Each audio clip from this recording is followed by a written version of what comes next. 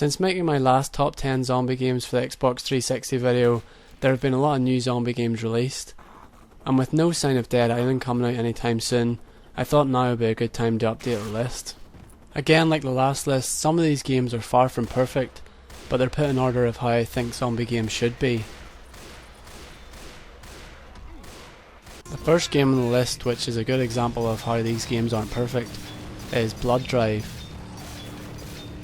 The game itself is no masterpiece, it's just your typical Carmageddon ripoff. I think what lets the game down is the small levels.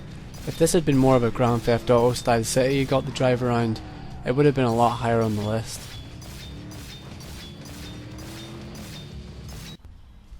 Nuclear Wasteland 2030 is the only Xbox Live indie game on the list, and it replaces I Made a Game with Zombies, mainly because when I was playing it, although it was fun, I never really felt like I was playing a zombie game. It just feels like every other shmup on Xbox Live indie games. And you could easily replace the zombies with asteroids, and in fact in parts of the game it does.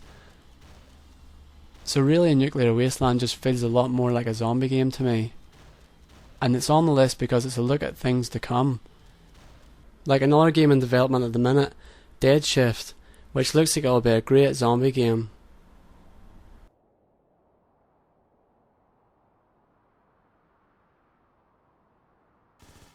At least the zombies in Nuclear Wasteland die from a headshot. That's more than I can say for some of the games in this list. Even though in my last video I said Resident Evil 5 isn't a zombie game, that still didn't seem to stop people commenting on it saying Resident Evil 5 isn't a zombie game. Or maybe he's just quoting me but he's forgotten to put in the quotation marks. Then we get to the other end of the spectrum and you have comments like, actually, spelt wrong of course, Resident Evil 5 they know are zombies. Then he calls me an idiot with a little smiley face. Who's to say what is or isn't a zombie anyway? It's just really each person's take on what a zombie can and can't do. The Zombie Survival Guide tells us that even picking up a rock and using it as a weapon is beyond their grasp. This simple task would prove the basic thought process involved in realising that the rock is a more efficient weapon than the neck at hand. Yeah, in Night of the Living Dead, the first zombie we see uses a rock. In interviews, Romero has said that he didn't intend them to be zombies, he intended them to be ghouls. And even though Night of the Living Dead is seen as the first zombie movie, so what's next? Will I get comments from people saying Night of the Living Dead isn't a zombie movie? The way the zombies, or whatever you want to call them, in Resident Evil use guns used to really annoy me. But then I started watching Romero zombie films and realised that quite a few of them had zombies using weapons, although it was in much more of a primitive way. Romero plays with the idea that even though the virus has taken over the brain, the host still retains some of his memories. This may explain why the zombies in Resident Evil can use weapons.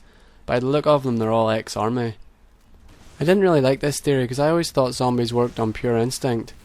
But if you're willing to accept the possibility of a zombie, then why not zombies with equal or slightly lower intelligence than the person it once was?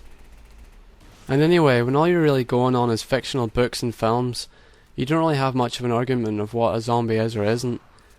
You might as well be arguing whether or not Garlic can kill a vampire. And there's another reason for me to keep Resident Evil on the list. I finally found a way around the button tapping parts. By unplugging my controller and plugging in my Street Fighter Turbo controller, I no longer have to repetitively bash the buttons, which really used to annoy me. Now I can just hold down the button, which is a lot easier. Unlike Nuclear Wasteland, the zombies in Call of Duty Black Ops don't die from a headshot, which I found quite disappointing considering I only bought it for the zombie game type. It takes 3 pistol headshots to kill the zombies, and you could call it nitpicking, but that's kind of what I have to do when I'm making a top 10. I have to find faults in these games, and I think this is a big fault. The only way I could explain this is if it's not hitting the right part of the brain, like if the bullet's hitting the large part of the brain and not the small part. This is footage from the TV series The Walking Dead, and it shows that the virus only restarts the stem of the brain. It may be possible that you can't kill the zombie until you hit this part of the brain. But even if that were true, a shot to the frontal lobe or the limbic system would be at least enough to destroy the zombie's motor function. It might not kill it, but at least this would stop it from chasing you around the room. The last thing that annoyed me about the game was these little green gremlin things. They're probably supposed to be mutants or something, but they're not zombies. I mean, zombie dogs are one thing, but these little mutant things really annoyed me. That's why I've put the game lower than Call of Duty World at War. Even though World at War still suffers from the 3 shots to the head with a pistol, it just seems like there's a lot more to the game. Although maybe I'm only saying that because I have all the downloadable maps for Call of Duty World at War, and there haven't been any yet for Black Ops, or at least there wasn't any at the time I made this video. Probably saved myself about 50 comments by explaining that.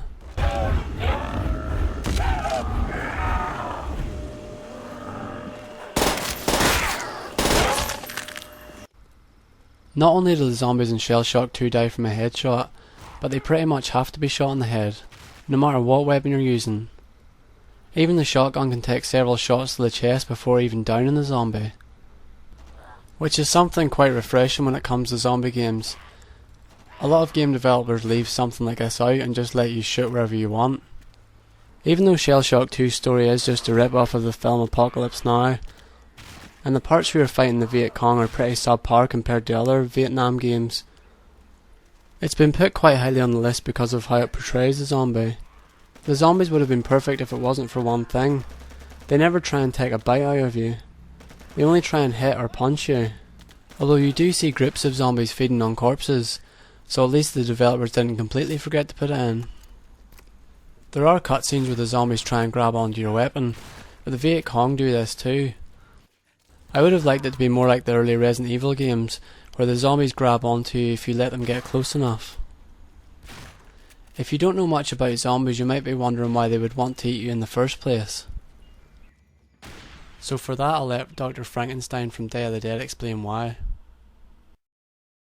I've severed all the vital organs in this one. There's nothing left of the corpse but brain and limbs, and still it functions. Look, Sarah, look. See, it wants me. It wants food, but it has no stomach. It can take no nourishment from what it ingests. It's working on instinct, on deep, dark, primordial instinct. There isn't much difference in Left 4 Dead 1 and 2, so I decided to keep them in the same spot. In my last video I said you could argue there are no zombies in Left 4 Dead, and I was definitely right there. It's quite a controversial argument. Personally I just think that they're infected people like in 28 Days Later, but it doesn't really annoy me whether you want to think they are zombies. I mean, I like to pretend that too. But what does annoy me is when I was watching through YouTube videos and this man rotates onto my screen and tries to tell me Valve, the Left 4 Dead series here. But it doesn't matter who makes the games, they all have one thing in common, and that is, you have to hit the zombies in the head. Everybody knows that. Everybody knows you have to hit the zombies in the head except anyone who's ever played Left 4 Dead. Please tell me exactly which part of this footage makes you think that you have to hit them in the head.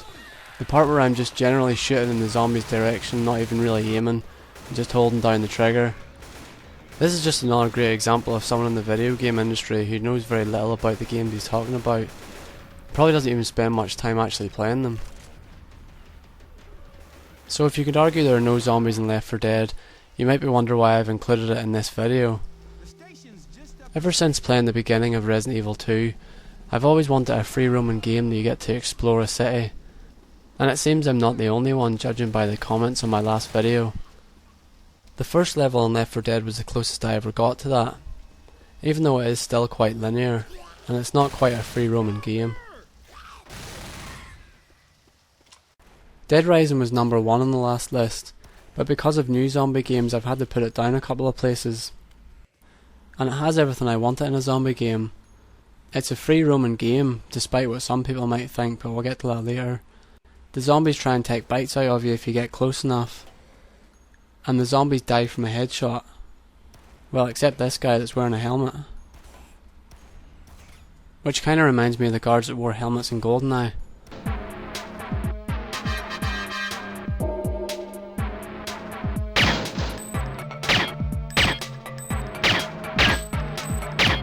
Those helmets really come in handy.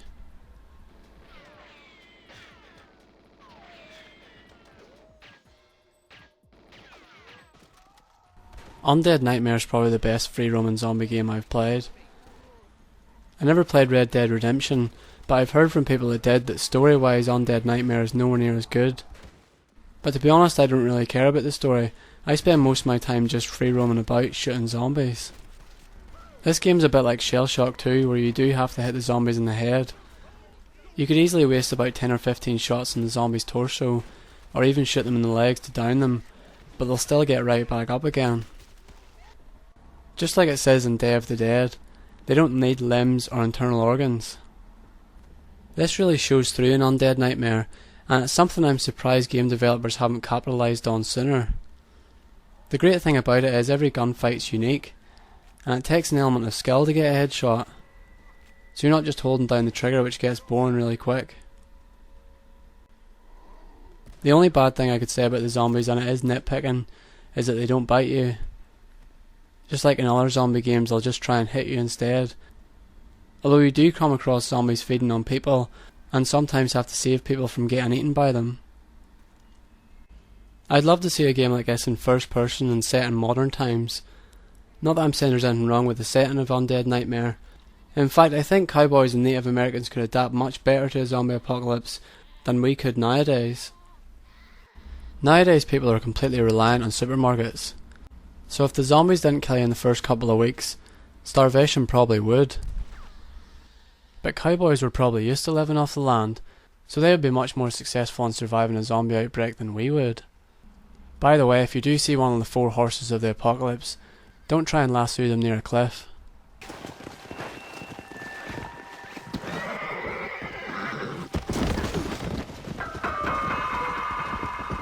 So number 1 on the list is Dead Rising 2. Pretty much a no-brainer, no pun intended.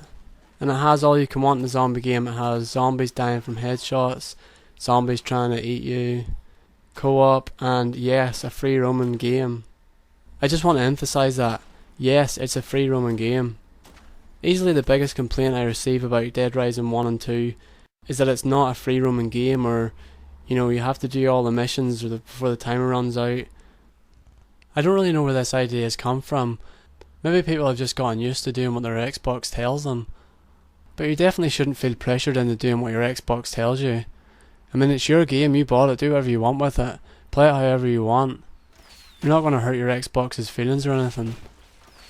For those of you who really don't know how to make it a free roaming game, once the first mission is failed by not giving Katie her Zombrix, go to continue playing.